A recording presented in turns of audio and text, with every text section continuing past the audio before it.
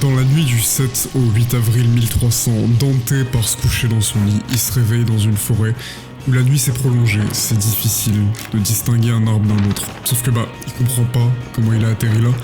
Surtout, quelque chose en lui dit « Tu peux pas t'en sortir seul parce que tu devrais pas être ici ». Et Dante, à plusieurs reprises, il va se dire « C'est trop, je peux pas en tant qu'humain voir tout ça, j'en peux plus de ces cris. Je supporterai plus de voir autant de châtiments différents sur des gens que je reconnais et dont le visage ne m'apparaîtra plus jamais joyeux. Oui, il va aussi perdre connaissance. Plusieurs fois, mais ça n'a pas d'importance. Ce qui compte, c'est qu'il continue. Et Dante va tout raconter, chaque cercle, chaque peine, chaque damnation, dans un commentaire philosophique, théologique et politique qu'on connaît encore aujourd'hui. Bienvenue dans les 9 cercles de l'enfer.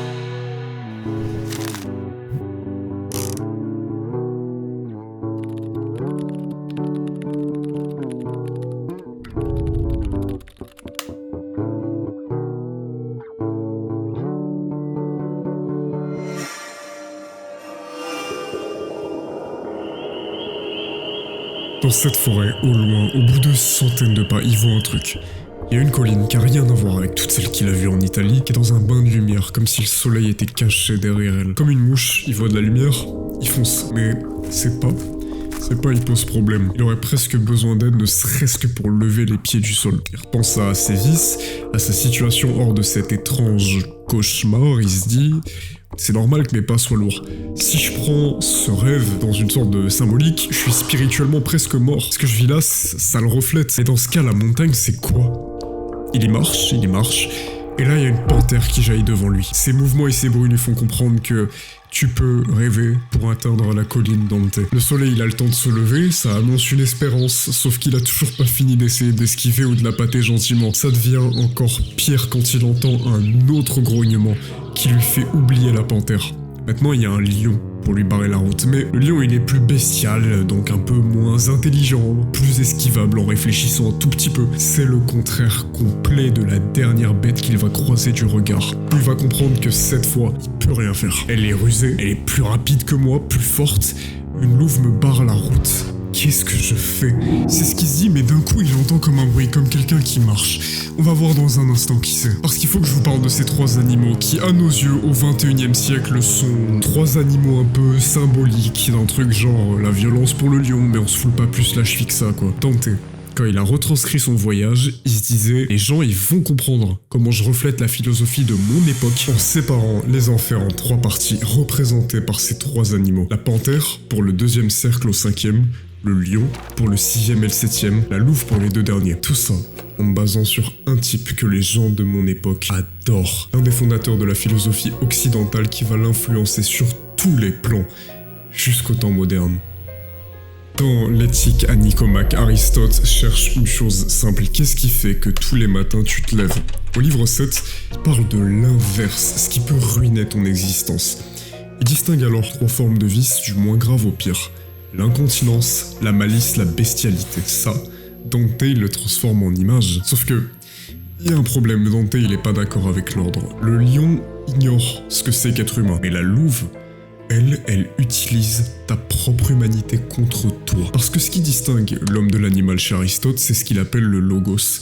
Quand quelqu'un te ment plusieurs fois, tu comprends qu'il n'est pas digne de confiance. Personne te l'a dit, tu l'as déduit parce que c'est implicite qu'un menteur, tu peux pas le croire. La louve, elle corrompt ce qui fait que l'homme est à l'image de Dieu. Sa raison, c'est elle qui te permet de déduire que c'est implicite qu'un menteur, tu peux pas le croire. Tous ceux qui seront dans les cercles lui correspondant dans les tréfonds de l'enfer auront corrompu ce qui fait d'eux des êtres humains.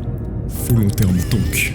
La louve qui se tient face à Dante, il est foutu. Mais là on y revient à cette forme qui est apparue au milieu d'une place déserte. Pas le temps de réfléchir, il lui dit s'il te plaît, qui que tu sois, quoi que tu sois, aide-moi.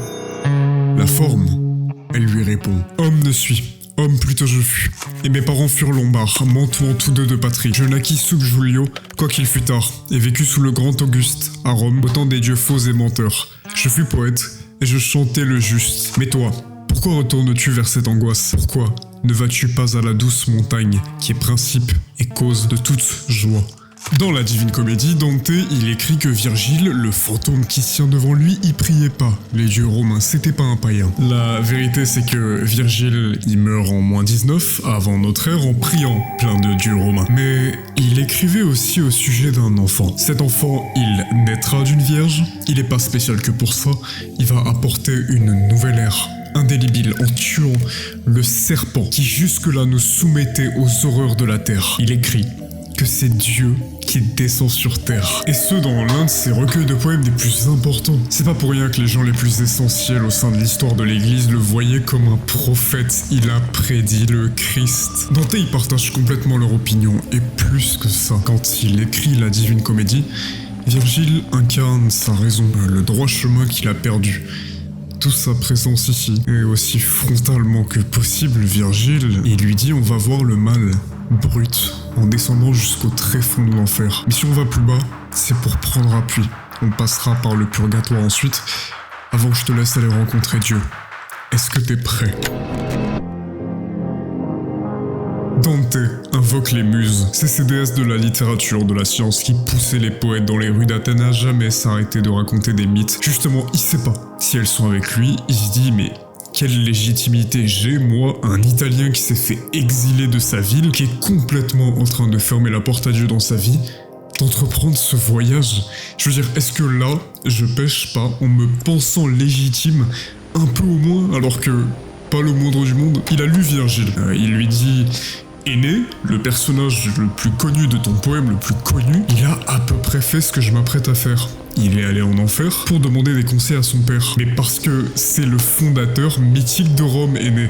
Un gars qui voulait pas voir tout ce qu'il a vu, mais qui l'a fait pour fonder Rome. Mon ancêtre le plus lointain, à la base de l'empire chrétien par excellence. Mais moi, maître, j'ai pas d'appel cosmique à fonder quoi que ce soit. Virgile, il l'écoute. Il met fin à tout doute. Dante, t'es pas ici par hasard, t'es même pas ici grâce à moi. Pourquoi est-ce que son maître, il lui dit ça ? Parce que Virgile, lui, il se trouvait depuis toujours dans les limbes. Ce lieu incertain où, au Moyen-Âge, comme encore aujourd'hui, sans définition dogmatique arrêtée, on situait les enfants morts sans baptême, ainsi que ceux qui n'avaient pas connu le Christ ou étaient morts avant sa crucifixion, tous tenus pour marquer par la faute du péché originel. Dans ce passage de l'enfer, Dante tente justement d'apporter une réponse à cette question. Cet endroit, il accueillait tellement d'autres gens que Dante admirait, moi aussi d'ailleurs, y compris momentanément une femme magnifique. Parce que descendue du ciel, Dante, cette femme, dans sa vie, il l'a vue 2 fois. Une fois à ses 9 ans, une fois quand il en avait le double. Même comme ça, elle lui a donné envie d'écrire mais tellement de choses. Virgile lui dit, l'aide divine Dante, que Béatrice t'offre parce qu'elle a peur pour ton âme, elle arrive vraiment que quand quelqu'un peut plus se relever seul. Lui, il avait immédiatement accepté, Virgile, surtout quand il a compris qu'en soi, Béatrice c'est même pas la personne à la base de la présence de Dante à ses côtés. Non, ça c'était une autre dame encore, la plus noble de toutes. Et si 2 d'entre elles bénies dans le ciel veillent sur lui, si son père spirituel le guide, Dante, il a intérêt à faire ce chemin. Et donc les 2 le reprennent, côte à côte. Au bout d'un moment, ils arrivent devant une porte. Dessus, il y a écrit « Vous qui entrez, abandonnez toute espérance. » Oui, Dante tremble comme une feuille, mais Virgile lui pose la main sur l'épaule et lui dit « Ça ira. » Ils entrent dans le vestibule des enfers.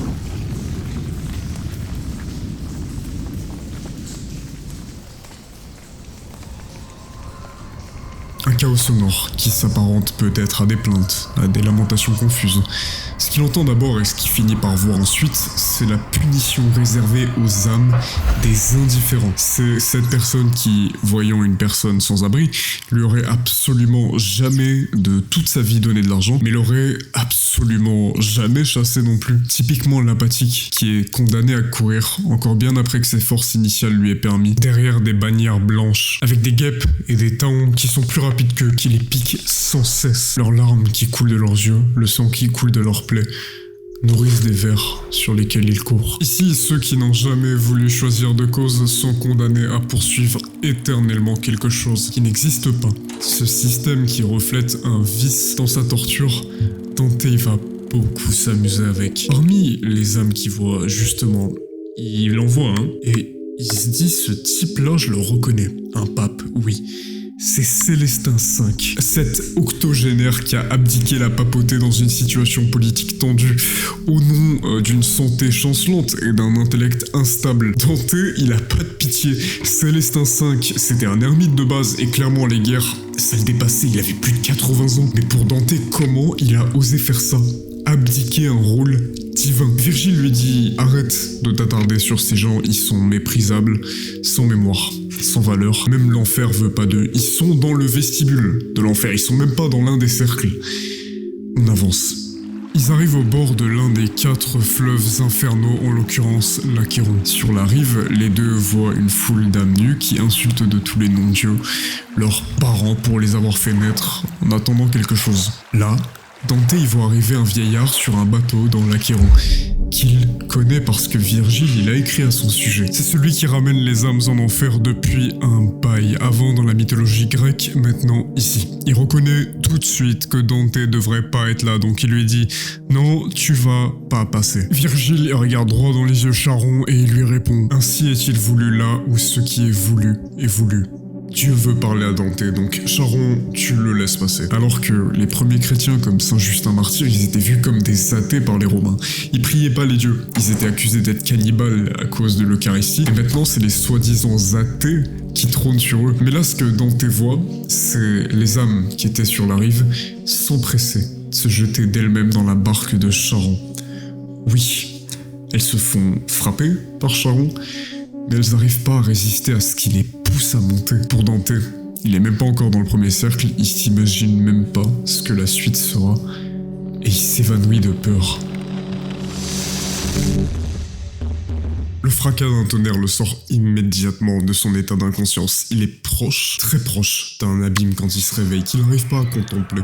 On dirait juste un néant. Ce qu'il entend, lui en dira plus, en revanche, sur sa localisation, parce que y a des gens qui soupirent beaucoup autour de lui. Il regarde Virgile, mais c'est pas lui qui soupire, il comprend pas d'où ça vient. Virgile, il est juste super pâle. Dante, qui le croit mais tétanisé de peur, lui demande « Comment viendrais-je si tu crains, toi qui toujours réconfortes mes doutes ?»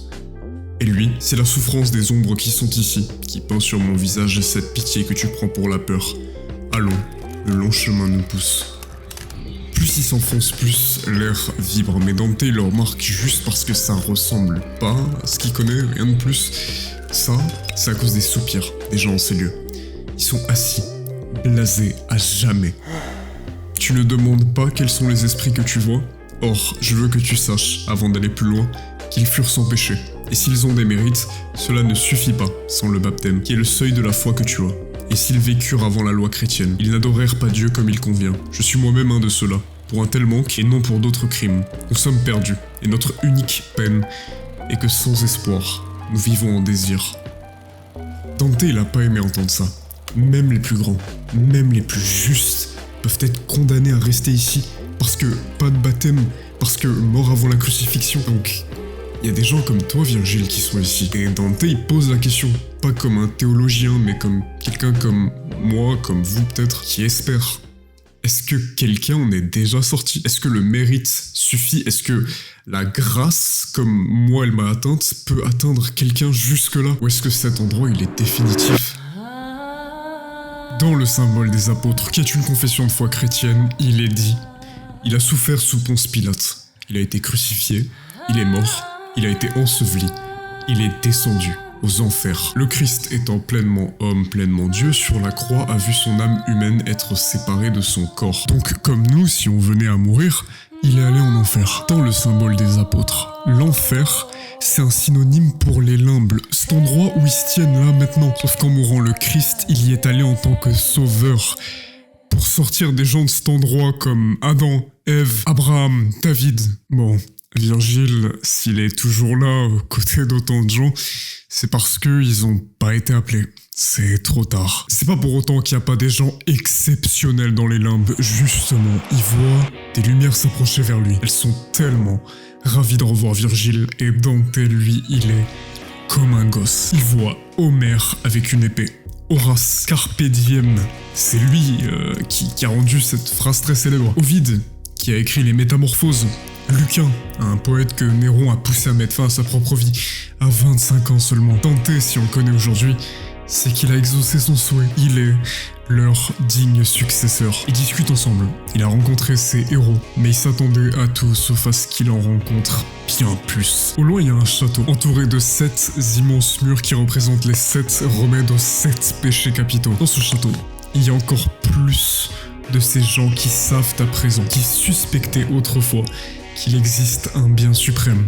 Dieu, sans jamais avoir pu l'atteindre. Clément d'Alexandrie, qui a vécu au 2e et 3e siècle, il était convaincu que la philosophie grecque qu'il connaissait, mais sur le bout de ses doigts, était apparue avant le christianisme de manière providentielle pour nous permettre de le comprendre. Quand Dante voit Aristote, ça fait forcément écho à ce qu'a dit Clément, ou quand il voit Platon et toute la tradition qui découle de lui, il comprend que la raison, elle est super noble, mais avec une certaine amertume, il doit aussi admettre qu'elle est radicalement limitée, sans révélation. Mais quelle chance d'avoir pu rencontrer tous ces héros. Néanmoins, ils avancent, et là, ça va moins rigoler. Le 2e cercle, là où ils sont à présent, débute la tripartition aristotélicienne du mal. Minos se tient devant eux, cette horrible personne qui tous les 9 ans disait au roi « Choisis 7 garçons et 7 jeunes filles, tu vas les envoyer dans le labyrinthe de Dédale pour que le Minotaure ait à bouffer. » À chaque fois qu'une âme est ramenée par Charon, Minos écoute ce qu'elle a à dire, enroule lentement sa queue autour de l'âme. Chaque tour indique le cercle où elle va séjourner. À jamais. Comme Charon, quand Minos voit Dante, il lui dit « Qu'est-ce que tu fais ici? Je vais pas te laisser passer. » Virgile lui dit « Tais-toi », Dieu le veut, et donc les deux passent, et entrent officiellement dans le 2e cercle. Une rafale de vent arrache des âmes, elles sont projetées, se cognent entre elles, le vent dictera à jamais leur moindre mouvement. La plupart, elles se ressemblent comme 2 gouttes d'eau. Il y en a 2 en revanche qui sortent du lot. Elle tape tout de suite à l'œil de Dante, parce qu'il remarque que c'est bizarre qu'elles paraissent comme collées l'une à l'autre à virevolter ensemble. Virgile lui dit « Appelle-les au nom de l'amour, et tu verras. » Quand il le fait, elles se détachent du tourbillon, comme des colombes appelées par le désir. Très très belle formulation. Il s'agit de Francesca da Rimini et Paolo Malatesta. Si ce dernier reste silencieux, Francesca dit tout de suite à Dante que si Dieu était leur ami, elle prierait pour lui. Elle a remarqué la peine dessinée sur son visage en les voyant, et forcément, Dante ça peut qu'être quelqu'un d'empathique, qui mérite qu'on prie pour lui. Elle s'apprête à l'accentuer cette peine, une fois leur histoire racontée sur la demande de Dante. Paolo, c'était le frère de son mari. Elle en est tombée amoureuse, et elle dit « L'amour s'empare vite des cœurs nobles, l'amour n'excuse personne d'aimer en retour, l'amour nous conduisit à une même mort. » Aux mains du dit Marie. L'amour, certes, c'est une force irrésistible comme elle le décrit, sauf que ça sort de la bouche d'une damnée. Ce langage, c'est celui de la justification, de l'embellissement, parce qu'elle est en train d'atténuer son péché devant Dante. Oui, c'était inévitable, l'amour entre nous était trop fort. Non, justement, c'était évitable. L'amour a pas tout fait à sa place, parce qu'elle lui a offert sa raison. Le péché de la luxure ici, mais tous en général, présuppose que t'avais le choix de le faire ou non. Maintenant, il y a un passage que j'adore, dont je dois parler. Elle dit que leur amour, il a commencé quand ils lisaient ensemble l'un des passages les plus célèbres de toute la littérature médiévale, l'histoire de Lancelot et de Guenièvre, le meilleur pote du roi Arthur et son épouse, qui se sont embrassés. Quand Paolo a lu cette histoire, il a embrassé Francesca, qui dit alors à Dante « Galeotto fut le livre et celui qui l'écrivit. » Galeotto, dans l'histoire, c'est le pont de l'adultère Lancelot-Guenièvre. Ici, le livre lui-même et son auteur, qui est aussi Galeotto, ont joué le rôle de pont entre Francesca et Paolo. Dante y comprend alors que ces écrits, ils ont une portée tellement plus forte que ce qu'il aurait jamais pu s'imaginer. Certains peuvent être sauvés par sa plume, quand d'autres, là il s'évanouit à nouveau. Dante se réveille doucement, il sent que son visage est humide, bizarrement il fait plus froid qu'avant, sans qu'il y ait de vent cette fois, il y a juste un air de dégoût. Il voit de la boue mouvante. Virgile lui dit « Rapproche-toi pour voir ce que c'est vraiment ». C'est de la boue, oui, mais dedans baignent les damnés du 3e cercle, celui de la gourmandise. Incapable de se relever, constamment exposé à cette pluie et cette atmosphère qu'on retrouverait pas dans le lieu le plus sale sur Terre. Dès qu'une âme essaye d'échapper à son sort, il y a un chien. Un gros chien à 3 têtes qui la met en lambeaux. Y a pas de meilleur gardien que Cerbère qui peut désirer tellement de choses sans jamais être rassasié avec ses 3 têtes. Dante il le voit déchiqueter une âme, puis 2, et d'un coup il y a l'une des têtes qui remarque Dante et les 3 lui courent dessus la gueule ouverte. Virgile, bien plus attentif que Dante qui est absorbé par ce qu'il voit, jette de la terre dans les 3 gueules, qui se calme tout de suite. Il dit à Dante de le suivre, qui a d'ailleurs toujours pas trop compris ce qui vient de se passer. Il longe le chemin quand une âme a vu ce qu'a fait Virgile à Cerbère et peut donc enfin sortir de sa demeure boueuse. Cette âme, c'est Tiaco. Dante, pas trop d'affinité avec lui, c'était juste connu comme le gourmand du village. Donc il en profite pour lui demander « Tu sais s'il y a d'autres Florentins ici ou plus bas, au purgatoire, peut-être même au paradis ?» Tiaco répond que des Florentins, oui, il y en a. Et ils sont tous bien plus bas. Le cœur serré. Il peut pas s'empêcher de demander à Virgile, à Tiaco, si, après le jugement dernier, les peines changeront peut-être. S'imaginer heureux sans les gens avec qui il a grandi, et ce même au paradis, c'est vraiment difficile pour lui. Tiaco, avant de redisparaître dans la boue, à jamais lui dit que oui, ce sera pire Dante, ce sera tellement pire. Elles seront plus parfaites. Moi, je ressentirai davantage la douleur parce que mon corps sera ressuscité, dans l'objectif de s'unir à mon âme.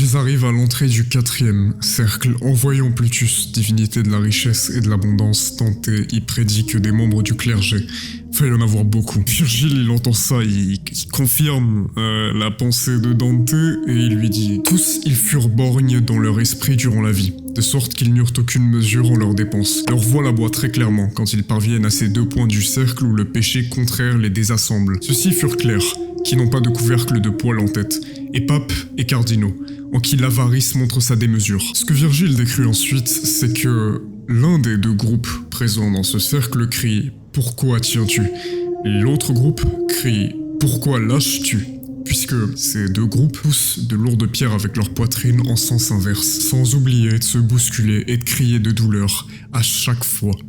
Dans leur vie, certains voyaient un truc, ils l'achetaient, ils n'arrivaient pas à résister. Quand les autres pouvaient voir leurs proches mourir de faim, ils étaient prêts à leur donner tout juste assez pour survivre. En enfer, ils poussent des poids inutiles, dans un effort répétitif, stérile, sans jamais rien produire ou posséder. Dante, pour la première fois, il ressent un petit frisson de joie. Heureusement qu'un tas de membres de l'église ont pas pu échapper à cette punition. Il est juste un peu déçu parce qu'ils sont tellement tachés par leurs fautes qu'ils sont méconnaissables. Qu'est-ce qu'il aurait aimé en reconnaître? Il demande quand même à Virgile. Comment ça se fait, mon maître, que certains sont dans l'abondance quand d'autres peuvent même pas se payer de quoi aller jusqu'à l'église du coin? Virgile lui répond. La fortune, Dante, c'est pas une force arbitraire. Elle est surtout pas aveugle. Fortune est une ministre de Dieu. Moi, quand j'ai lu la réponse de Virgile, je me suis dit, mais comment ne pas faire le lien avec un livre, celui où Satan dit à Dieu, cet homme-là, je peux tout lui prendre, même sa foi. Dieu lui dit, vas-y, tu peux essayer. Juste le tue pas. Job, c'est le livre de Job. Dans cette histoire de l'Ancien Testament, il va tout perdre. Sa famille, ses richesses. Et il comprend pas. C'était un homme pieux. Pourquoi est-ce que ça lui arrive? Pourquoi Dieu laisse Satan gagner? La grande morale, c'est que non. Dieu ne laisse pas Satan gagner. Ce que c'est censé nous enseigner, c'est que la douleur et la souffrance sont un mystère de la sagesse divine. C'est infiniment au-dessus de nous. Virgile lui dit que s'attacher à la richesse, c'est ressembler à ces gens que tu vois dans tes... Attache-toi à la souffrance que sa présence ou son manque te provoque. Dante, il est convaincu que Virgile, il a raison. Il va pas s'attacher à une richesse qui est arbitraire. Donc il décide d'avancer, et ils vont là où le 4e cercle rejoint le 5e. Et ce, via le Styx, un bourbier marécageux noirâtre. On quitte la catégorie des péchés de la panthère, commence la 2e partie, celle du lion. Dans ce 5e cercle, les gens se frappent de toute leur force, enfoncent leurs dents dans la chair spirituelle d'autres personnes à la surface d'un marais de sang. Ces gens autrefois n'intériorisaient rien, tout sortait frontalement, sans bonnes intentions, vraiment par pure violence, parce qu'incapables de se contenir. Des animaux. Dante voit aussi des bulles remonter à la surface. Beaucoup, elles sont différentes de celles causées par la température relativement chaude du sang, parce qu'à leur cause, il y a une autre catégorie de coléreux.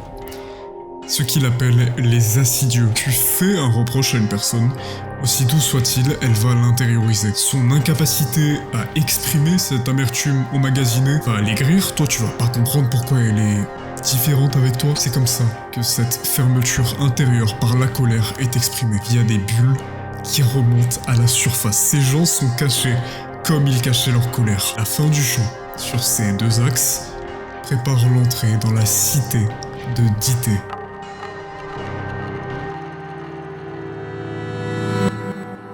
Cette cité, elle ressemble en taille à la colline baignée de lumière, sauf que là, elle est entourée de remparts. Des furies sont posées dessus, elles hurlent, se déchirent la poitrine en voyant Dante. Et quand elle crie qu'on fasse venir Méduse pour pétrifier Dante sur le champ, il est paralysé. Comment il peut y avoir autant de résistance si Dieu veut qu'il fasse ce chemin? Virgile, qui déplacerait des montagnes et des cités pour Dante, tourne en un instant sa tête et d'un coup, Dante voit plus rien. Virgile lui a caché les yeux parce que Méduse allait croiser son regard.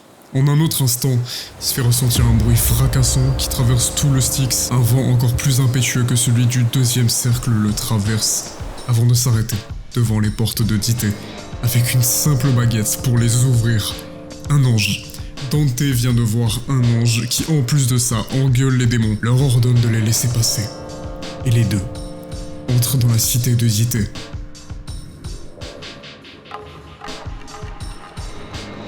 L'épicurisme, c'est rechercher le bonheur absolu par la seule satisfaction des désirs naturels et nécessaires. Faut pas craindre la mort non plus. Je me souviens pas d'être né, je comprendrai rien de plus quand je serai mort. Et s'il existe quelque chose comme une âme, elle ne sert qu'à me rendre plus heureux. Si mon corps meurt, elle meurt avec. Dante et Virgile entrent dans la cité, il y a un tas de tombes ouvertes qui brûlent. Ils sont dans le 6e cercle, celui des hérétiques. Des épicuriens dans ces tombes, il y en a plein, parce qu'ils nient en partie ce que le monde chrétien croit. Non, la mort n'est pas naturelle, elle est introduite par Adam. L'âme, elle meurt pas avec le corps. Je veux dire, regardez autour de vous. Et le bonheur, c'est le but de la vie. Faudrait peut-être aller dire ça au Christ. Ils sont dans ces tombes devenus une caricature de leur propre doctrine. Les morts, ici, ne repose pas. Virgile propose à Dante de satisfaire sa curiosité en parlant avec certains damnés quand une voix à l'accent florentin s'élève d'une tombe. Il s'attend à voir un autre visage qu'il aurait espéré ne pas voir ici. Mais non, c'est un type qu'il aime pas. Farinata degli Uberti. Ça a été un ennemi politique d'un groupe dont Dante était assez proche au sein des luttes florentines du XIIIe siècle. Et d'un coup, de la même tombe, il y a une autre âme qui sort. Cavalcante de Cavalcanti, le père d'un poète que Dante a toujours appelé mon premier ami.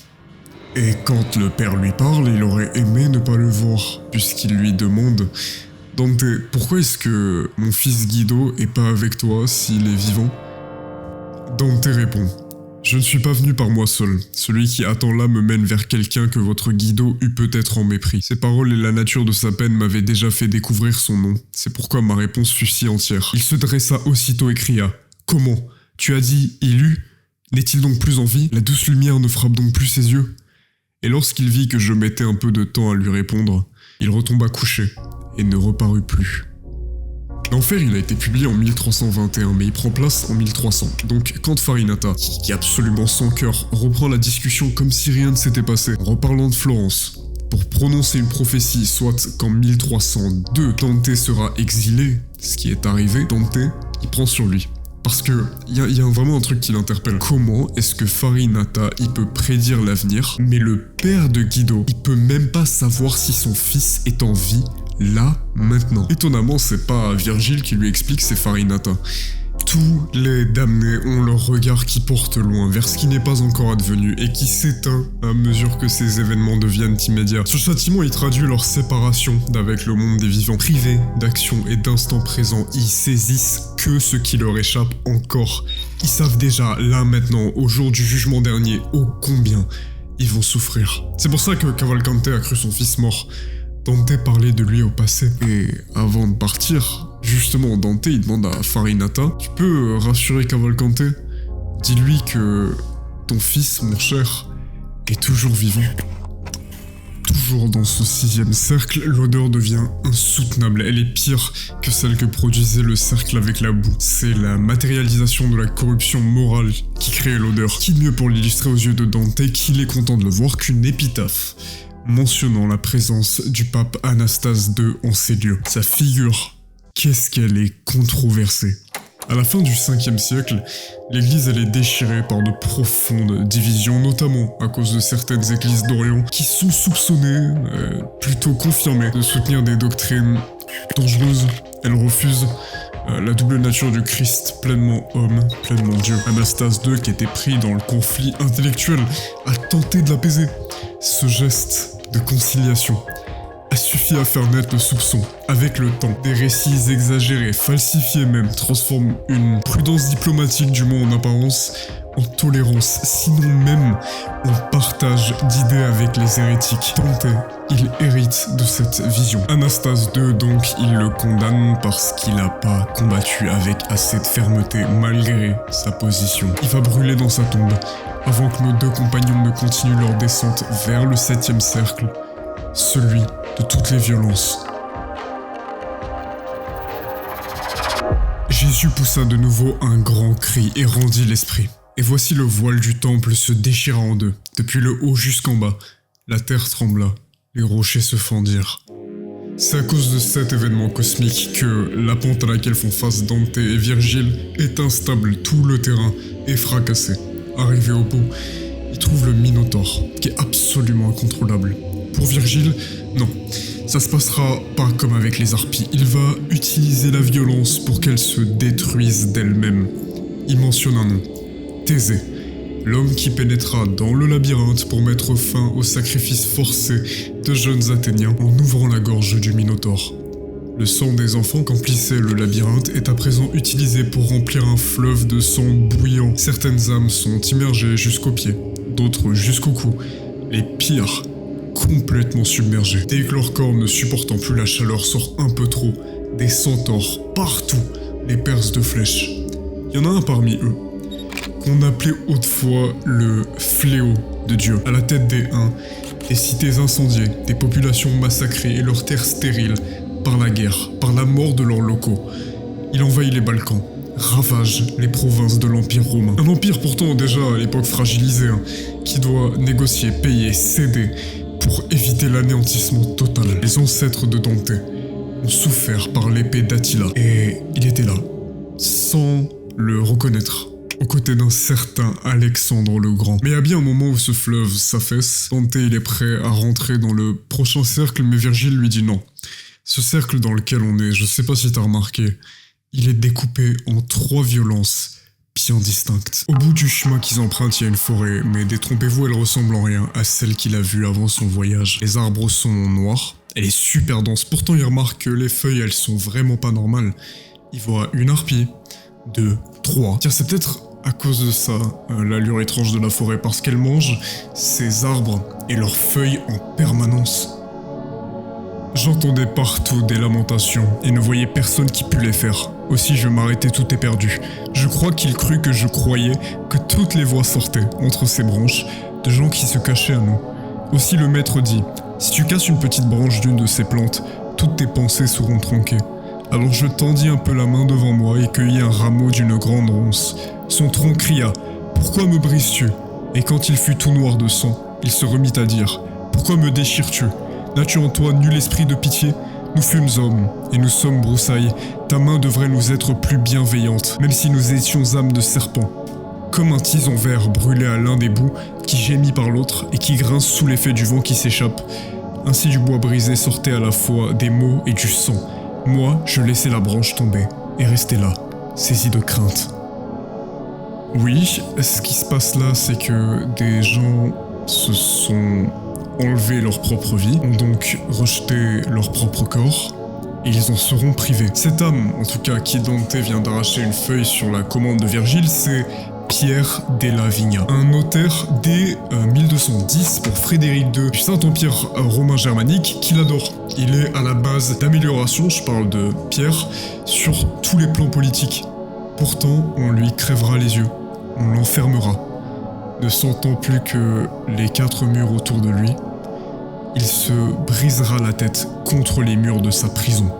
Tout ça, c'est arrivé au nom d'un complot pour le faire tomber. Dante remarque tout de suite une certaine rhétorique. Comme Francesca, son discours y sert à atténuer sa responsabilité. « J'ai subi une injustice monstrueuse. Oui, dit Dante, mais t'avais toujours le choix.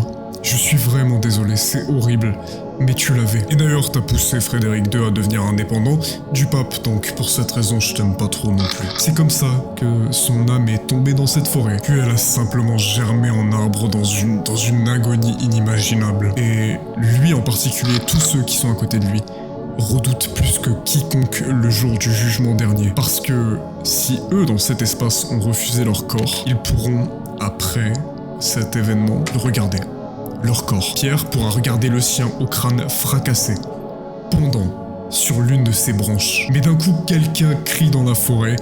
Qu'est-ce qui se passe? Dante voit juste 2 âmes qui courent aussi vite que possible, poursuivies par des mini-cerbères presque, qui quand il les rattrape, les déchirent et leurs lambeaux finissent par former les buissons de la forêt.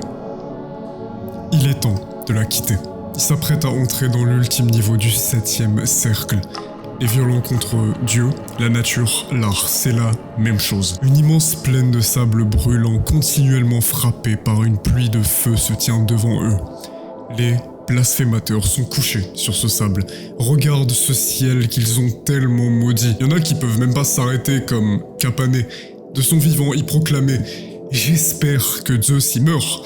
Donc Zeus a foudroyé Capané. Sur ce lit de mort, Virgile lui répond avec une colère dans sa voix. Ton plus grand supplice, c'est pas seulement le feu, Capané, c'est ta propre rage. Dante lui dit, ça sert à rien de lui répondre, Virgile, il t'écoutera jamais. Il longe un petit cours d'eau qui traverse le désert quand Virgile voit le vieillard de Crète. Et c'est littéralement l'une de mes références préférées de toute l'œuvre. C'est une statue immense. À l'intérieur du mont Ida, en Crète, tournée vers son successeur, qui s'est à son tour transformé en figure paternelle pour bien des empires. Ce vieillard, c'est la succession des âges, la dégradation progressive du monde par l'établissement et la chute d'empires. Sauf sa tête d'or, tout son corps est fendu de fissures, et de ces fissures coulent des larmes.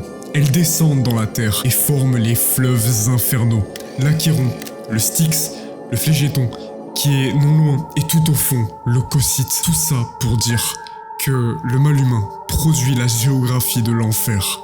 À côté de ce petit ruisseau qu'il suivait, il y a une troupe d'âmes qui subit le même sort. Sauf qu'ils sont obligés de marcher. C'est les sodomites, tous ceux qui avaient des pratiques sexuelles jugées non ordonnées à la finalité naturelle, avoir des gosses. Quand d'un coup l'une de ces âmes se sépare du groupe parce qu'elle a reconnu Dante, lui il se dit « Et si c'était encore quelqu'un que j'aimais ?» Malheureusement, il a eu raison de penser ça.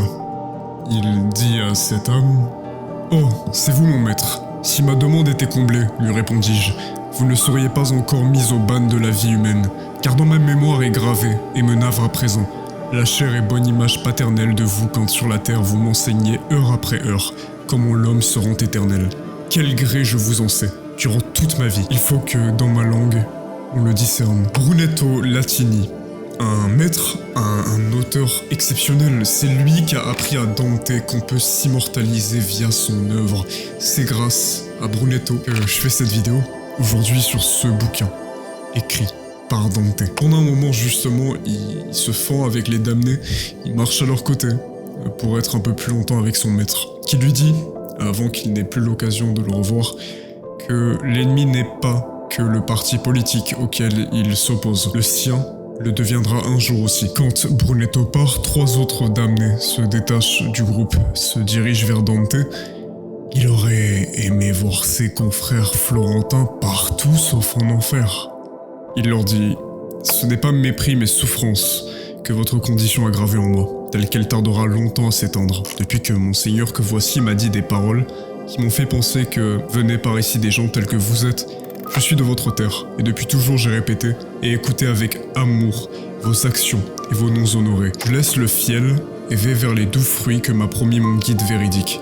Mais il faut d'abord que j'aille jusqu'au fond. L'un des trois lui répond. Puisse ton âme conduire longtemps encore tes membres, et puisse ton renom luire après toi. Dans son avancée, il finit par entendre le grondement d'une chute d'eau. Il voit un précipice. Virgile lui dit si tu descends, Dante, tu seras dans le 8e cercle. Donne-moi ta corde qui est autour de ta taille. Je vais appeler quelque chose.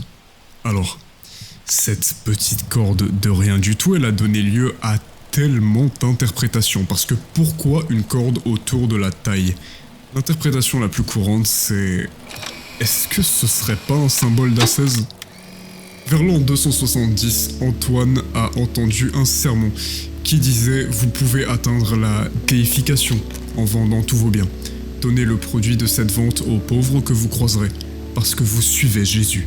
Il vendra tout, croisera un désert sur son chemin qu'il ne quittera jamais pour rechercher la solitude totale. » Voilà l'ascétisme. Cette corde, elle servait à compter les prières, à renoncer aux passions. Virgile, il la jette dans le vide. Ce qui donc est censé représenter la vertu devient un outil pour invoquer la fraude. Ce que ça veut dire, c'est que même les signes extérieurs de vertu peuvent être instrumentalisés. C'est parfaitement cohérent avec le cercle de la louve qui arrive. Et quand je dis invoquer la fraude, c'est parce que Virgile, il invoque le Gérion, un visage humain, mais sa nature, comme on peut le voir, elle est vachement trompeuse. Mais juste avant de quitter le 7e cercle, Virgile dit à Dante de regarder, au loin, à nouveau le dernier niveau du 7e cercle, parce qu'il n'avait pas vu les violents contre l'art, aussi appelés les usuriers. Pour comprendre cette faute et pourquoi ils sont là, faut comprendre une autre idée médiévale importante. Dieu, il a créé la nature.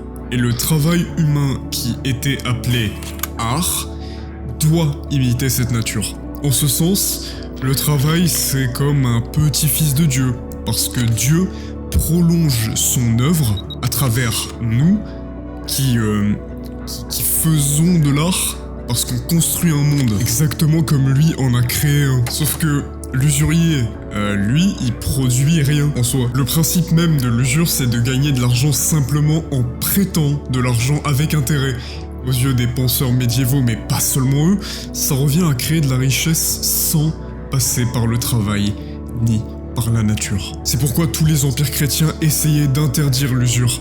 Elle rompt l'ordre voulu par Dieu en détournant l'activité humaine de sa finalité naturelle. Et donc en enfer, ils sont assis sur le sable brûlant sous la pluie de feu. Leurs yeux arrivent pas à regarder autre chose que des bourses qui pendent à leur cou. Sur chacune d'elles, il y a un blason familial. Et Dante, il est à nouveau content de les voir ici. Il déteste ces familles florentines usurières. Sa curiosité satisfaite, Virgile fait s'asseoir Dante sur le Gérion, lui s'assoit juste derrière. Et ils vont rejoindre la louve.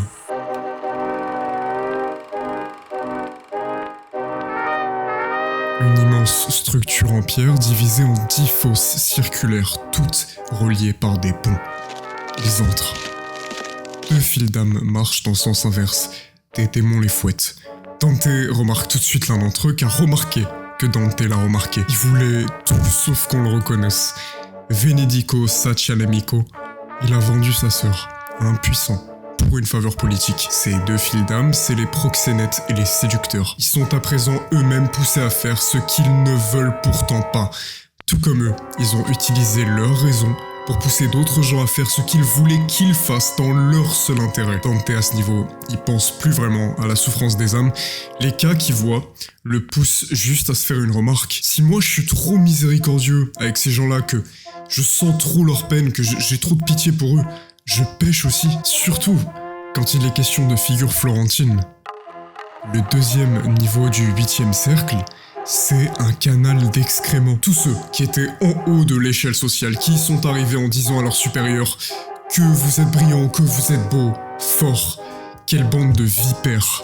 Tiens, vous allez baigner dans un canal d'excréments pour la peine, comme vous avez dégradé le langage. Dans le sens où on peut dire qu'ils disaient de la merde de leur vivant pour grimper l'échelle sociale. L'église romaine médiévale, elle avait un vrai problème de corruption. Je suis pas le premier à le dire. Dans une des 10 fosses percées de trous circulaires qui ressemblent à des fonds baptismaux renversés, Dante y voit le pape Nicolas III, planté la tête en bas. Avec ses jambes à l'extérieur, des flammes brûlent ses pieds. Il bouge beaucoup plus que les autres de souffrance et dès qu'il sent Dante s'arrêter derrière lui, il dit « Boniface VIII, dégage de là ». Il peut pas voir que c'est Dante. Cet autre pape qu'il a mentionné, c'est celui à la base de l'exil futur de notre voyageur. Ces 2 papes, ces 3 même, quand Nicolas mentionne l'arrivée prochaine de Clément V, sont mais des purs symboles de népotisme bien pire que ce qu'on connaît de notre vivant. Ils étaient pas là par conviction. Donc quand des fidèles, des cardinaux, leur disaient « Tiens, tu veux pas pardonner tous mes péchés à jamais contre un tout petit peu d'argent ?» Ils pouvaient pas refuser. Pourquoi ils refuseraient de l'argent s'ils en ont rien à foutre de la foi? Dante tire aussi sur Clément V, qui est toujours pas en enfer en 1300 parce qu'il est à la base de ce qu'on appelle la captivité babylonienne qui était contemporaine à Dante. Ce terme-là, il désigne un truc qui s'est passé dans l'histoire qui est fou, c'est que Clément V, il favorisait la monarchie française à tel point qu'il a nommé 9 cardinaux français pour justifier le transfert du siège de la papauté à Avignon. Nos voyageurs, ils les méprisent tous, ils veulent les oublier. Donc ils avancent. Ils arrivent devant une scène vraiment particulière. Des gens marchent, ok, mais toutes les têtes sont complètement retournées sur leur corps, obligés de marcher à reculons pour l'éternité, aveuglés par leurs propres larmes qui coulent le long de leur dos pour les empêcher de voir où ils vont, en silence. Dante, il y a 2 secondes, il disait bien fait pour leur gueule, et là il recommence à chialer en les voyant, sauf que, bon, lui ses larmes tombent à ses pieds. En tout cas, ces gens sont ceux qui ont voulu voir trop loin, ceux qui disaient « L'apocalypse c'est demain, c'est dans 8 semaines, rejoignez ma secte ». Virgile y reprend sévèrement Dante. Oui, ces gens étaient peut-être pris d'une peur sincère, mais avec eux ils ont emporté des gens dans la tombe. Dieu, c'est mieux que nous. En parlant de ça, y a que lui pour savoir quand le monde prendra fin. Pour qui est-ce qu'ils se sont pris? Vraiment pas loin d'eux, à côté de Virgile, il y a des malbranches qui se tiennent au-dessus d'un étang de goudron. Vous commencez à connaître la chanson, si une âme sort un peu trop de ce nouveau niveau qu'ils viennent tout juste de rejoindre, les malbranches vont la crocheter, la sortir de l'étang pour la déchirer en morceaux. Les Florentins ici, il y en a à plus pouvoir les compter.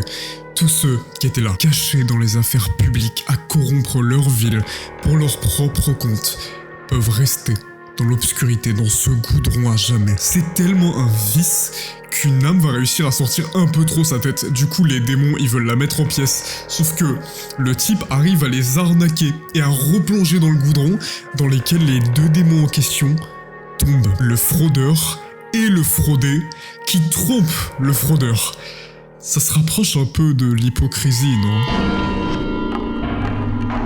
Sur ce nouveau sol, il y a quelqu'un qui est crucifié, piétiné par les autres damnés. Il lui marche très lentement dessus parce qu'habillé de grandes capes dorées à l'extérieur, doublées de plomb à l'intérieur. Quel bonheur que les âmes lui marchent dessus parce que la Bible, elle a plusieurs courts passages à son sujet.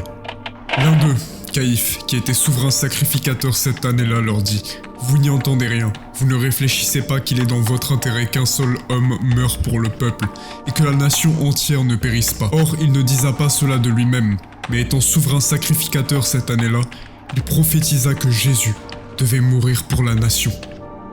Par terre, Dante voit l'archétype de l'hypocrite. Caïphe, qui subit plus ou moins le même sort du Seigneur qui l'a renié. Après une brève contemplation, il monte difficilement jusqu'au 7e niveau du cercle. Le chemin était vraiment escarpé, et dès qu'il se stabilise, il y a une fosse peignée de nuit avec des âmes ayant leurs mains attachées derrière le dos par des serpents, qui eux remplissent la fosse à ras-bord. Il voit des âmes être réduites en cendres dès que trop de serpents se mettent à les mordre, avant d'être reconstitués dans un amas informe. D'autres serpents s'enroulent autour d'autres âmes et fusionnent avec elles, créant des sortes d'hommes lézards. Ça, c'est parce que le voleur s'appropriait ce qui n'était pas à lui.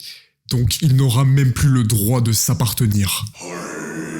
Dans la cathédrale de Pistoia, il y avait une foule de ce qu'on appelait des reliques de saints. Les Smyrniotes, par exemple, ils ont assisté à la mort en martyr de saint Polycarpe. Ils ont rédigé en 156. Nous avons recueilli ces ossements, qui sont plus valables que les pierres précieuses et plus purs que l'or raffiné, et nous les avons déposés dans un lieu approprié, où le Seigneur nous permettra de nous rassembler, dans la mesure de nos moyens, dans la joie et l'allégresse, pour célébrer l'anniversaire de son martyr. L'homme sur lequel Dante pose ses yeux avec mépris, qu'arrête pas de se métamorphoser, il a volé toutes les reliques du lieu le plus saint de Pistoia. C'était pour échapper à la justice qu'il a volé tout ça, et son escapade n'a pas été un succès grâce à la revente des reliques, non. D'autres sont morts à sa place, à cause de lui. Mais même ici, face à la damnation, Vanni Fucci ne se repent pas. Il regarde Dante au lieu de baisser les yeux. Il parle, pas pour se justifier, mais il dit « Écoute-moi Dante, ta ville va tomber. C'est ma vengeance personnelle. Maintenant, regarde-moi lever les deux mains vers le ciel et défier Dieu. » La réponse tombe immédiatement. Le cycle reprend, un serpent s'enroule autour de lui, le saisit à la gorge. Son corps se tord, se déchire, se consume et disparaît. Encore une fois, puis revient, toujours pour être repris. Agnello, Boso, Puccio, que des Florentins dans cette fosse, qui illustrent que la ville de Dante, elle est malade. Certains trompent avec leurs mains, c'est le cas des voleurs. Ulysse et Diomède y trompent autrement. Oui, on parle bien là du Diomède qui a inspiré mon pseudonyme. Virgile, en tout cas de son vivant, il a écrit au sujet d'Ulysse: ils construisent un cheval haut comme une montagne.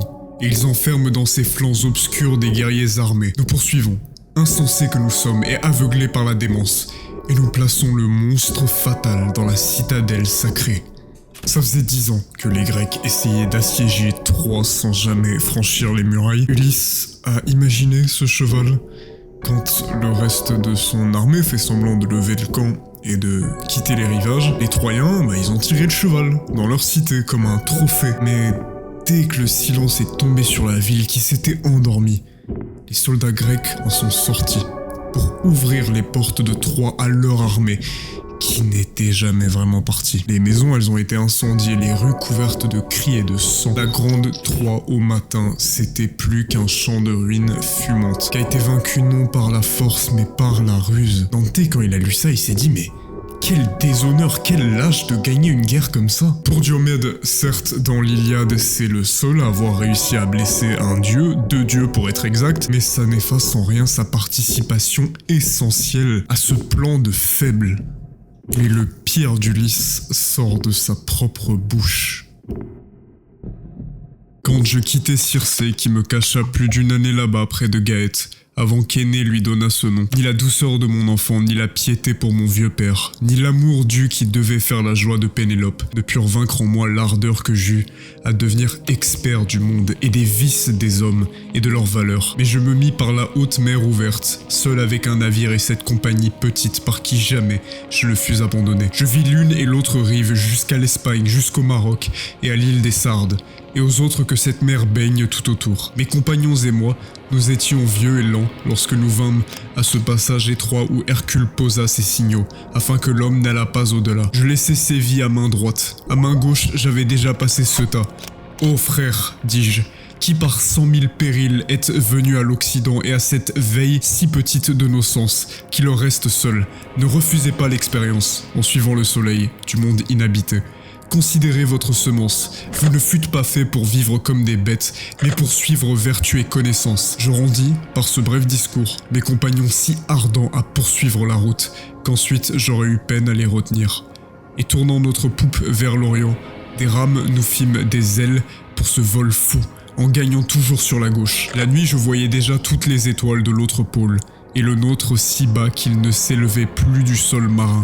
5 fois s'était rallumé, 5 fois éteinte, la lumière en dessous de la lune, depuis que nous étions dans ce pas redoutable, lorsque nous apparut une montagne, brune par la distance, et qui semblait si haute, que je n'en avais jamais vu de pareil. Nous nous réjouîmes, et la joie se changea vite en pleurs, car de la terre nouvelle un tourbillon naquit, qui vint frapper le navire à l'avant.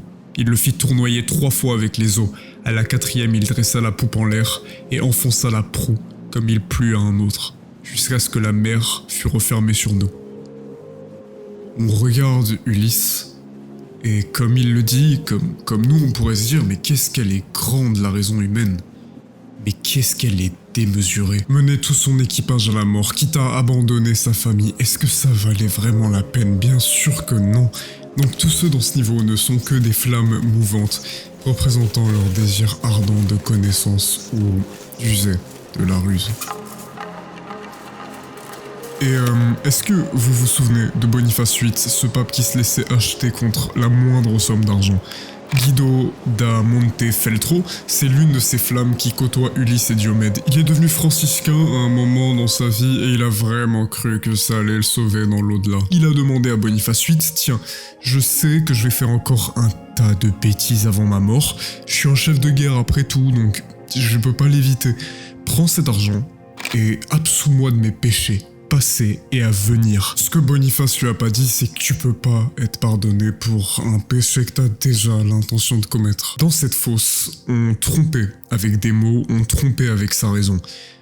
Mais dans le niveau suivant, on parle pour briser. Un démon se charge d'y offrir rétribution. Les âmes y sont fendues, démembrées, puis guérissent partiellement avant de reprendre ce cycle. Leur corps sera séparé sans fin parce qu'ils ont divisé, ce qui devait rester uni. Il y en a un qui se tient là, Virgile dit à Dante, regarde, on dirait qu'il tient comme une lampe. Dante remarque, non Virgile, il tient sa tête là. Autrefois, il tenait autre chose, il tenait l'épée symbolique qui a détruit la couronne anglaise en dressant un fils contre son père. Des centaines de morts par sa faute, un royaume séparé sur ses conseils, une famille détruite par son action. Et dans ce cas, mais qu'il aille se faire foutre Bertrand de Born. En bref, leur haine a été crachée, c'est le niveau des fouteurs de discorde, qui précède le dernier du 8e cercle.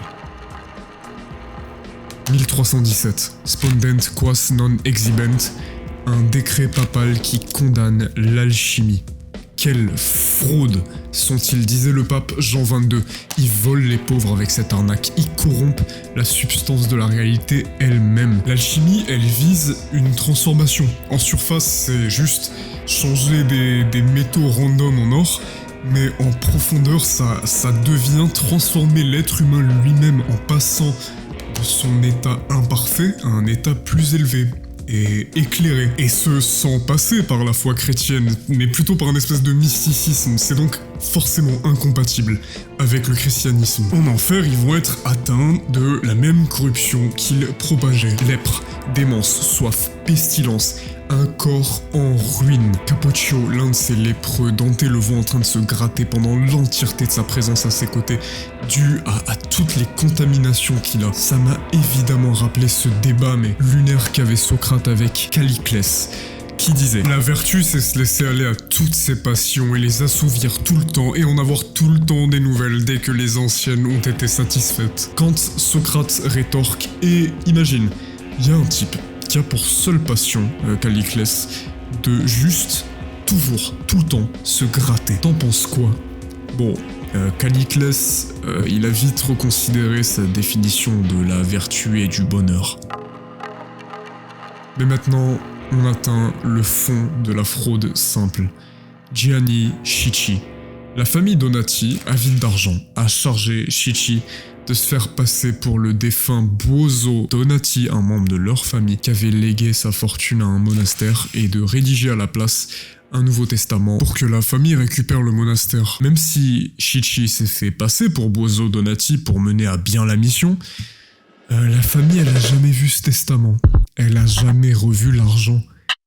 En enfer, Schicchi court partout sans fin et prend le rôle de tous les démons qu'on a vus jusqu'ici. Quand il voit une âme, il la mord, jusqu'à la mettre en pièces. Il a pris l'identité d'autrui, celle de Buoso.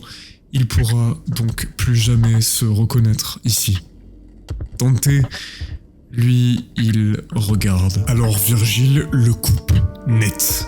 Lorsque j'entendis Virgile parler avec colère, je me tournai vers lui avec une telle honte qu'elle s'agite encore dans ma mémoire. Et tel est celui qui rêve son dommage et qui en rêvant espère qu'il rêve, désirant ce qui est, comme si ce n'était pas. Tel je devins alors, sans plus pouvoir parler, car je désirais m'excuser, et m'excuser, de fait, tout en croyant ne pas le faire. Moins de regrets peut laver faute plus grosse, me dit mon maître, que n'a été la tienne. Aussi décharge-toi de tout chagrin, et compte que je suis près de toi. S'il advient encore que fortune t'amène là où sont des gens en pareille querelle, car vouloir les entendre est bas désir.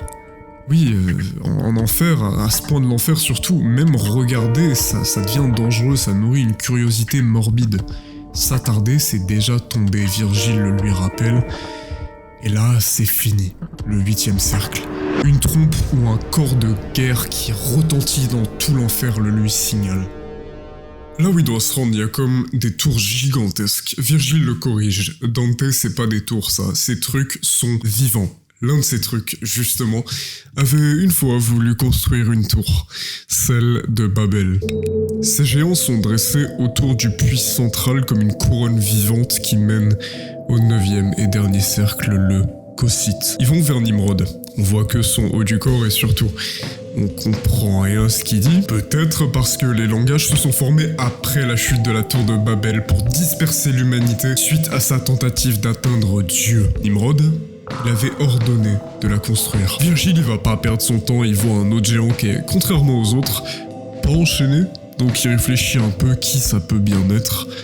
Ah, j'ai une idée. C'est sûrement celui qui a affronté Héraclès, qui a perdu, mais qui a aussi jamais participé, contrairement à tous les autres géants, à la révolte contre les dieux. Virgile s'approche d'Ante et lui dit « Encore aujourd'hui, t'es reconnu par le monde entier comme étant surpuissant, t'as tenu tête à Héraclès. Tiens, tu veux pas nous faire descendre ?» Quelle rhétorique. Ante accepte. Les deux montent côte à côte dans sa main. Ils arrivent au bord du Cocyte. Si j'avais les rimes âpres et rauques comme il conviendrait à ce lugubre trou sur lequel s'appuient tous les autres rocs, j'exprimerais le suc de ma pensée plus pleinement. Mais je ne les ai point, et non sans frayeur je m'apprête à parler, car ce n'est pas affaire à prendre à la légère que de décrire le fond de l'univers entier, ni celle d'une langue disant « Papa, maman, oh, engeance entre toutes mal nées, qui habitent ce lieu dur à décrire, mieux t'en eût pris d'être chèvre ou brebis quand nous fûmes en bas dans le puits obscur, beaucoup plus bas que les pieds du géant, et que je regardais encore vers la falaise. Une voix me dit « Prends garde quand tu passes, va, si tu peux, sans fouler sous tes pieds les têtes de tes frères humains, qui souffrent. » Je me tournais alors, et je vis devant moi, et sous mes pieds un lac à qui le gel donnait l'aspect du verre, et non de l'eau. Si Dieu est décrit comme amour, si l'humain est fait à son image, sur Terre, il est naturellement voué à la communion avec autrui, à aimer. La trahison, c'est le gel volontaire du lien. C'est un refus d'aller vers l'autre. C'est nier ce pourquoi nous sommes faits. Le Cocyte baigne justement dans des températures négatives inimaginables. Il pénètre alors, dans la première zone, la Caïna. L'Éternel dit à Cain: pourquoi es-tu irrité? Et pourquoi arbores-tu un air sombre? Certainement, si tu agis bien, tu te relèveras. Si, en revanche, tu agis mal, le péché est couché à la porte et ses désirs se portent vers toi. Et c'est à toi de dominer sur lui. Cependant, Cain dit à son frère Abel: allons dans les champs. Et alors qu'ils étaient dans les champs, il se jeta sur lui et le tua. La Caïna est dédiée à la trahison du lien le plus primaire. Donc, les damnés sont pris dans la glace jusqu'au cou, qui est plié vers le bas. Ils sont tous l'un à côté de l'autre, pleurant à l'unisson, et larmes qui aussitôt sorties gèlent leur visage. Ils sont tous si proches physiquement sans aucune chaleur humaine. Dante on voit même qu'ils se heurtent la tête comme des béliers, parce qu'autrefois frères, un contexte de rivalité familiale, puis politique, a suffi à ce que Napoleone et Alessandro degli Alberti ne le soient plus vraiment. Après la trahison familiale, il y en a une autre à plus grande échelle. Dans l'Iliade, Anténor c'est pas un traître, c'est un sage qui demande au plus haut placé peut-être qu'on devrait rendre Hélène aux Achéens pour éviter la guerre. Au final, on a un peu kidnappé la plus belle femme du monde. Ça c'était le plan d'Anténor, rien de méchant en soi. Mais au Moyen-Âge, on se met à dire que le cheval de Troie n'a pu mener au massacre du camp d'Anténor que grâce à lui, les portes de la ville ont été ouvertes et c'était pas Ulysse, ni Diomède. On disait que c'était Anténor qui savait pourtant ce qu'il y avait véritablement dans ce cheval. Il est l'archétype du traître politique et c'est pour ça que la deuxième partie du Cocyte porte le nom Dante Nora. C'est dans cet endroit qu'il va croiser quelqu'un qui pour la première fois refuse de décliner son identité. Dante lui met un coup de boule, lui arrache des cheveux parce que ce refus il sous-entend forcément qu'ils se connaissent. En effet, à la bataille de Montaperti, un homme, dans le camp politique de Dante, avait décidé « On n'a aucune chance de gagner, je vais couper la main du porte-étendard pour fragmenter les troupes. On va perdre des gens. Certes, mais on en perdra moins que si on continue ce carnage. » Ça a été une défaite historique et dès le moment où il prononce son nom, t'as d'autres damnés qui commencent à l'insulter, à le dénoncer à Dante. Regarde, il t'a trahi ce type, on le déteste nous aussi. Alors que, en vrai, tous les types qui l'insultent comme Tesouro dei Becceria ou Gianni des Soldanières, ils sont pas là pour rien non plus. Mais peut-être que la vision qui ne quittera absolument jamais Dante, elle survient maintenant. Il voit deux damnés pris dans la glace, l'un rongeant le crâne de l'autre comme du pain. Les chasseurs sont aux trousses d'un loup et de ses petits. Ils tirent une flèche, 2, 3, à chaque fois un petit tombe. La quatrième est décochée sur le loup, puis le comte Ugolin della Girardesca se réveille. Il est dans une tour avec ses 3 enfants. Ils ont été enfermés. L'archevêque Ruggieri degli Ubaldini a déjà jeté les clés. Les jours passent. La faim, mon Dieu, la faim qui les guette. Moi, en tant que père, je ne pleurais pas, mais j'étais pétrifié. Eux, ils pleuraient. Mon petit Anselmo dit « Comme tu nous regardes, père, qu'as-tu » Je ne pleurais pas, ni ne répondis pendant tout le jour, ni la nuit d'après, jusqu'au retour du soleil sur le monde. Quand un faible rayon eut pénétré dans l'affreux cachot, et que je découvris mon propre aspect sur leurs 4 visages, de douleur je mordis mes 2 mains. Et eux, pensant que c'était par désir de manger, se levèrent aussitôt et dirent « Père, nous souffririons bien moins si tu nous mangeais. Tu nous as vêtus de ces pauvres chairs. Ôte-les-nous. » Je me calmais alors pour ne pas aggraver leur peine. Pendant 2 jours, nous fûmes tous sans voix. Ah, terre cruelle, que ne t'ouvris-tu? Quand nous fûmes venus au 4e jour, Cadeau se jeta étendu à mes pieds et dit « Père, ne viens-tu pas à mon secours ?» Il mourut là, et comme tu me vois, je les vis tomber tous les 3, un par un, avant le 6e jour. Et je me mis alors déjà aveugle à me traîner sur chacun d'eux, les appelant pendant 2 jours après leur mort.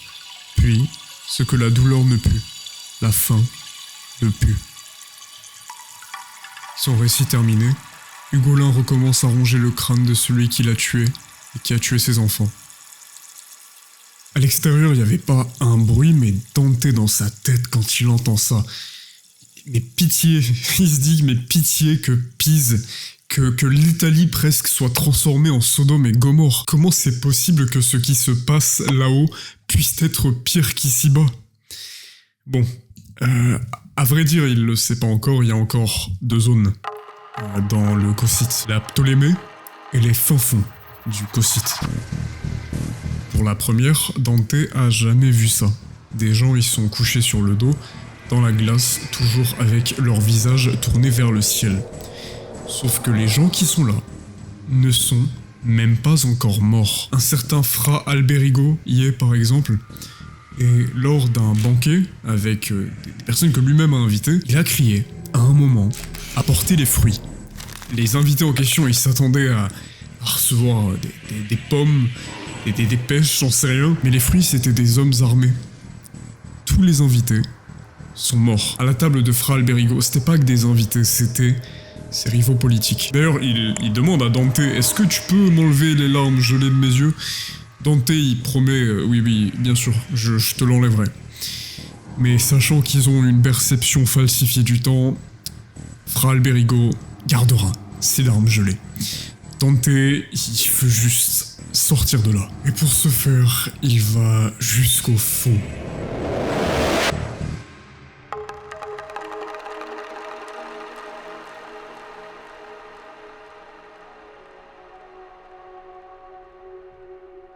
Aujourd'hui du grand roi l'étendard va marchant, où l'auteur de la chair vient sa chair attachant. Aujourd'hui de la croix resplendit le mystère, où Dieu souffre la mort aux mortels salutaires. Voilà, du flanc du Christ, étendu fer atteint, sort le ruisseau vermeil, qui les crimes éteint.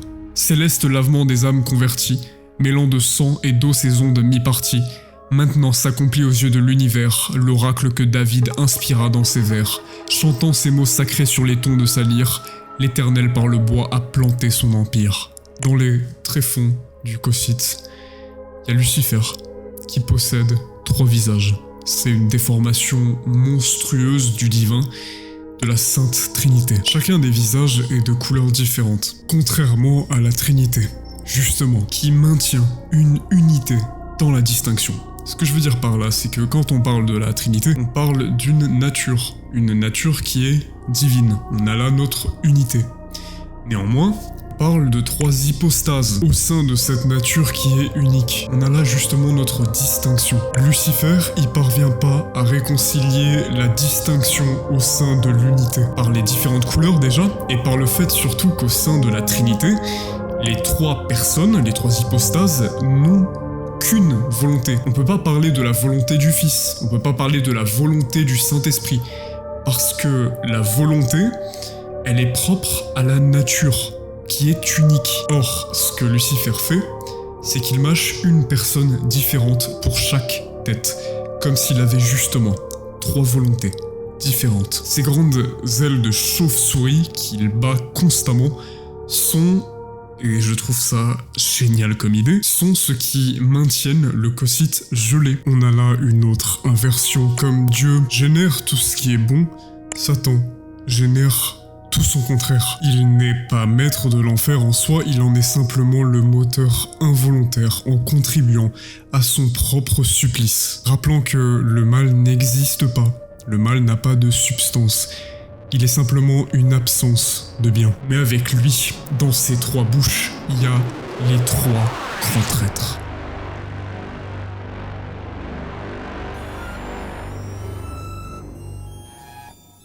On est en moins 48 avant Jésus-Christ. César vient de gagner la guerre civile contre Pompée. À partir de là, tout s'accélère. Comme l'écrit un certain Appien, il est couvert d'honneur, père de la patrie, dictateur à vie, consul pour 10 ans. Sa personne est à présent sacrée, intouchable. On décide qu'il siégera sur un trône d'or et d'ivoire, qu'il fera lui-même les sacrifices en tenue de triomphe, que ses victoires seront célébrées chaque année et que tous les 5 ans, prêtres et vestales prieront pour sa sécurité. Même les magistrats doivent jurer, dès leur entrée en fonction, de ne jamais s'opposer à ses décisions. Petit à petit, César devient autre chose qu'un homme politique. Et en face, il y a un certain Brutus. Quand il est enfant, son père est exécuté par Pompée. Son oncle, c'est un certain Caton le Jeune, un défenseur acharné de la République, qui combat César. Il refuse de vivre sous sa domination et de laisser tomber ce qu'il considérait comme étant la vraie République détruite par César. Il préférera se donner la mort que de se soumettre à lui. Puis il y a la mère de Brutus, Servilia, ancienne maîtresse de César. Dans cette famille, tout ramène constamment à lui, d'une manière ou d'une autre. Puis, il y a un certain Cassius. C'est aussi un homme marqué par la défaite, parce qu'il a combattu pour Pompée, contre Jules César, et il a perdu. Cette défaite, elle change tout. Exactement comme l'oncle de Brutus, ce qu'il voit, c'est la fin de la République telle qu'il la connaissait. Tout ça à cause d'un homme qui n'est plus un simple citoyen, qui concentre le pouvoir, écrase les institutions. C'est un tyran qui émerge. Cassius va alors entraîner Brutus au cœur même de Rome.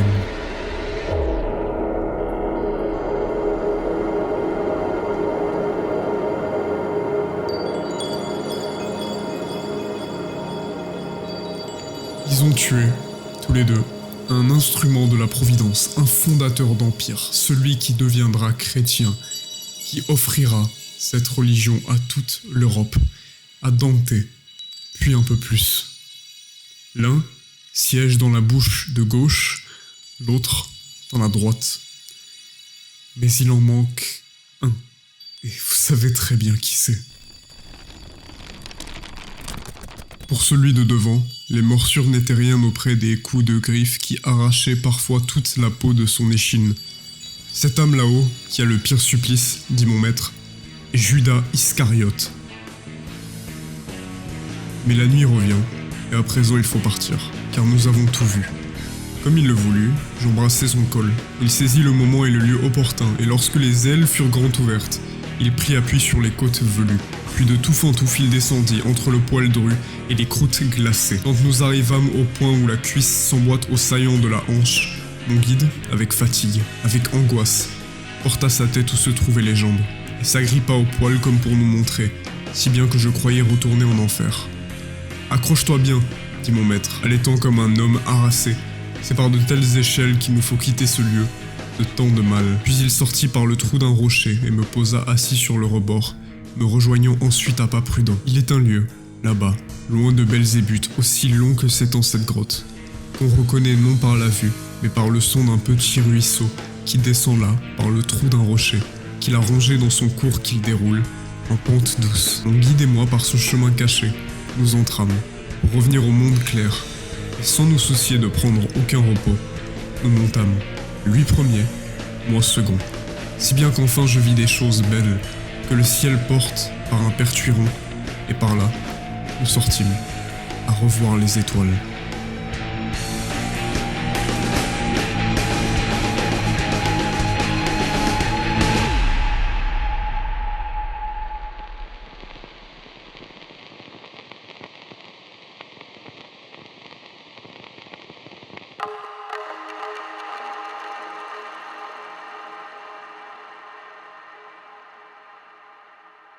Bon bah voilà, l'enfer de la Divine Comédie c'est terminé, et je suis très nul pour faire des conclusions, donc j'ai juste mis 2-3 points sur mon cahier, sur lesquels je vais revenir pour discuter un petit peu de mon ressenti du livre, de l'impact objectif qu'a eu le livre, séparé de mon avis dessus.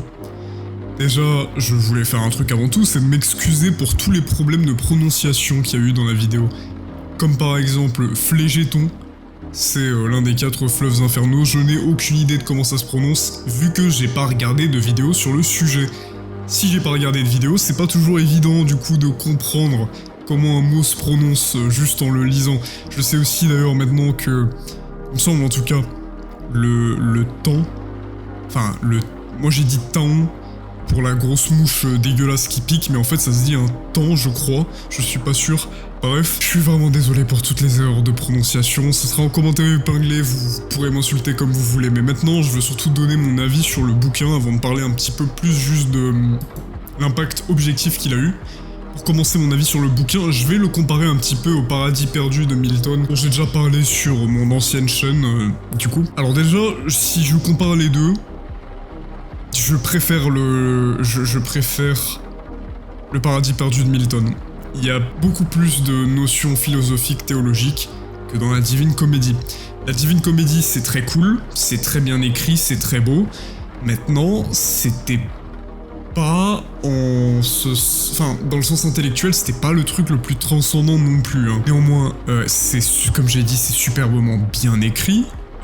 Particulièrement pour l'époque, en fait, je vais y revenir du coup de comment et pourquoi ce livre est aussi important. Mais oui, j'ai adoré le lire. Certes, c'était un petit peu redondant, je trouve, parfois, notamment le 8e niveau, enfin le 8e cercle, où il y a les 10 sous-niveaux. C'est la partie de la vidéo où j'ai eu le plus de mal, parce que c'était, de 1, assez redondant, de 2, long. C'était long parfois pour pas grand-chose. C'est-à-dire que c'est des choses que nous, on comprendrait pas, ou c'est des choses que j'aurais dû expliquer, notamment par rapport à des personnages qui apparaissent dans ces sous-niveaux. J'aurais dû expliquer un petit peu leur histoire, et je me suis dit que ça valait pas le coup parce qu'il y en avait qui étaient juste pas intéressantes, alors que pour le coup, celle que j'ai expliquées dans la vidéo, c'est celle que moi je trouvais intéressante. Par exemple, celle du Golin, cet homme qui a, on le sait pas trop, peut-être mangé ses enfants, c'est un petit peu flou. Cette histoire, elle était exceptionnelle à lire. Elle était exceptionnelle à lire et c'est une histoire absolument passionnante. Pareil pour le pape. Bref, pour les divers papes que j'ai mentionnés, ça c'était des personnages que je trouvais intéressants. Maintenant, il y avait des passages un petit peu moins intéressants, pour pas grand chose, voilà. C'est Dante globalement qui met des gens en enfer qu'il aime pas. Et c'est des gens vraiment random, enfin des gens random qui n'ont pas de renommée mondiale si ce n'est dans sa ville hein, et dans les conflits italiens de l'époque. Mais oui, sinon c'était très cool. Et moi je salue vraiment Dante pour l'imagination de fou furieux qu'il a. Hein. C'est d'ailleurs de base... Petite anecdote, le livre devait juste s'appeler La Comédie. Sauf que, il me semble... Alors, je suis pas sûr si c'est ça exactement, mais il me semble que... Quand Dante, il a dit à un de ses potes « Ouais, je vais appeler mon bouquin La Comédie », et que ensuite il lui a proposé de lire un manuscrit, le copain en question, il a lu le manuscrit, il lui a dit « Mais tu te fous de ma gueule, n'appelle pas ça La Comédie, c'est tellement divin, c'est tellement exceptionnel, appelle-le La Divine Comédie ». Et donc c'est resté le nom. Il me semble que cette anecdote est vraie, je sais plus où je l'ai lu, et en plus il me semble que ça fait un moment que je l'ai lu, mais oui, ça témoigne quand même de la réussite artistique que ça a été.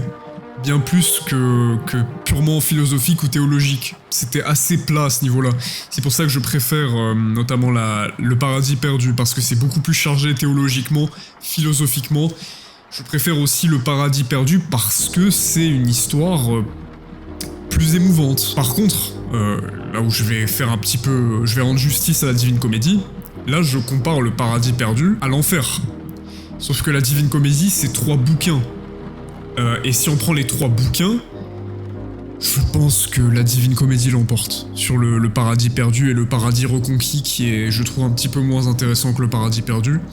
Néanmoins, oui, la Divine Comédie... Alors, l'enfer, vu que je parle de la Divine Comédie, l'enfer pour moi c'est la partie la moins bonne des 3. L'enfer c'est connu particulièrement parce qu'en fait ça parle même aux personnes qui ne sont pas intéressées par l'univers chrétien, parce qu'il y a toute cette imagerie horrifique, gore, qui n'est pas retrouvée dans le purgatoire et évidemment pas du tout au paradis. Mais oui, je trouve que pour le coup, l'enfer c'est la partie la moins intéressante parce que c'est beaucoup une imagerie très forte, certes, mais c'est pas aussi intéressant sur le fond intellectuel. Là où par exemple le purgatoire, intellectuellement c'est un régal. Ça a été un régal de lire le purgatoire parce que justement, plein de notions philosophiques très intéressantes, plein de notions théologiques très intéressantes qui sont absentes dans l'enfer, où c'est beaucoup plus une œuvre artistique. Et justement, j'y viens. Comment est-ce que ce livre a été important? Objectivement, sans parler de moi et de mon ressenti de con. La Divine Comédie, faut savoir que il me semble aussi que... Donc, je fais un peu ça de tête, hein, je suis pas sûr de ce que je dis, et c'est juste moi qui parle, je yappe. Donc laissez-moi yapper. Il me semble que la Divine Comédie, elle a unifié la langue italienne. Parce qu'à l'époque, l'Italie c'était un bordel pas possible. Et il me semble justement, oui, que la Divine Comédie, déjà, elle a unifié la langue italienne. Ensuite, la Divine Comédie, et ça c'est pour sûr, c'est évident, et ça a créé un imaginaire visuel, mais monumental, concernant le paradis, mais même le purgatoire, concernant l'enfer, mais même le purgatoire et le paradis, mais particulièrement concernant l'enfer. Je veux dire, il y a tellement d'œuvres aujourd'hui qui reprennent des idées, ou qui reprennent littéralement la Divine Comédie. Je pense à 2 trucs là qui me viennent en tête tout de suite, c'est le film As Above, So Below qui est sorti en 2014, qui reprend ouvertement la forme de la Divine Comédie. Ensuite, je pense au Mandela Catalogue, dans l'épisode 1, qui reprend le passage où à la fin Dante rencontre Satan. Mandela Catalogue reprend ce passage. Et oui, c'est clair que artistiquement, ça a été une œuvre, mais colossale, qui nous influence encore aujourd'hui. Et surtout, un truc pareil super important, il me semble que c'est considéré globalement comme le premier grand texte poétique de toute la civilisation européenne, surtout quand on parle de la Renaissance. Je crois que c'est le texte, artistiquement parlant, le plus fondateur de la Renaissance. Alors, la Renaissance c'est cool, etc. Je suis pas fan personnellement de la Renaissance, c'est pas ma période historique préférée, parce qu'un truc que je n'ai pas précisé, c'est que je ne suis pas catholique. Je l'ai déjà dit plusieurs fois, je suis orthodoxe. Et donc la Renaissance, certes, ça a été... Il y a eu des avancées notables sur plein de domaines. Néanmoins, je pense pas que toutes les avancées étaient super positives, disons. Je comprends par contre totalement que la Renaissance ce soit la période préférée de beaucoup de personnes, parce que c'est une période qui est assez fascinante. Et si Dante il a réussi à être parmi les fondateurs de la Renaissance, c'est déjà un gros plus pour son œuvre, et ça témoigne vraiment de la qualité de cette dernière. Maintenant, c'est un petit peu tout ce que je voulais dire pour les points objectifs. Pour la prochaine vidéo, je voulais faire une vidéo sur l'ésotérisme dans la philosophie de Platon, parce que je pense notamment au Timée qu'il a écrit qui est extrêmement étrange. Voilà, il y a des sujets, il y a des manières de parler d'un sujet. En fait, c'est un livre qui parle de la création du monde, et c'est fascinant. C'est fascinant comme sujet, l'ésotérisme dans la philosophie de Platon et tous les trucs un peu bizarres qu'il y a dedans. Je vais pas en parler pour la prochaine fois parce que ce sera une vidéo très longue. Enfin, très longue. Pas nécessairement plus de 2 heures, hein, je veux pas dire ça. Mais ce sera une vidéo longue qui va me demander beaucoup de recherche. J'ai pas la tête à faire ça à l'heure actuelle. Ça a été une très mauvaise idée dans les dispositions auxquelles je fais face dans ma vraie vie. De parler de la divine... Enfin, de l'enfer en tout cas, maintenant je confonds toujours les deux. Ça a été une très mauvaise idée, donc j'ai pas nécessairement envie de refaire une grosse vidéo pour la prochaine. Ce sera... La prochaine, ce sera une vidéo en lien avec un sujet internet vraiment fascinant. Ça va être trop cool. Mais ce sera une vidéo plus courte, d'une 15aine de minutes, j'imagine. Et ensuite, j'essaierai peut-être de faire une vidéo un peu plus longue, une 30aine de minutes, mais les vidéos qui font 1 heure plus, ça prendra peut-être un petit peu son temps avant de revenir.